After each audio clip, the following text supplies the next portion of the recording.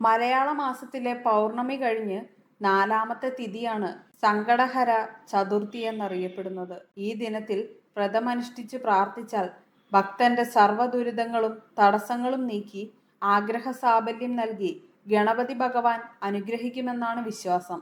സാഹചര്യ നിമിത്തം വ്രതമനുഷ്ഠിക്കാൻ സാധിക്കാത്തവർ ഗണേശ പ്രതിഷ്ഠയുള്ള ക്ഷേത്ര ദർശനം നടത്തുന്നതും ഗണേശ പ്രീതികരമായ സ്തോത്രങ്ങൾ ജപിക്കുന്നതും പുണ്യദായകമാണ്. കറുക, മുക്കൂറ്റി എന്നിവ പറിച്ചു കഴുകി ഒരു ഇലക്കീറിൽ വെച്ച് ഭഗവാന് സമർപ്പിക്കുന്നതും 1 രൂപ നാണയം ഉഴിഞ്ഞ് സമർപ്പിക്കുന്നതും ഉത്തമം. ഭഗവാനിൽ മോദകം അഥവാ കൊഴുക്കട്ടയുണ്ടാക്കി ഭക്ഷണപ്രിയനായ ഗണേശനെ ധ്യാനിച്ച് അടുപ്പിൽ സമർപ്പിച്ച ശേഷം കുടുംബാംഗങ്ങൾ ഒത്തൊരുമിച്ചിരുന്ന് കഴിക്കുന്നത് കുടുംബൈശ്വര്യ വർധനവിന് ഉത്തമമാണ് എന്നാണ് വിശ്വാസം. ഭഗവാന്റെ മുന്നിൽ തേങ്ങ ഉടയ്ക്കുന്നതും ഏത്തമിടുന്നതും സർവ്വവിഘ്നങ്ങളും നീങ്ങാൻ സഹായകമാകുമെന്നാണ് വിശ്വാസം. ഈ ദിനത്തിൽ കുടുംബത്തിൽ ഗണപതി ഹോമം നടത്തുന്നത് സവിശേഷ ഫലദായകമാണ് എന്നാണ് വിശ്വാസം.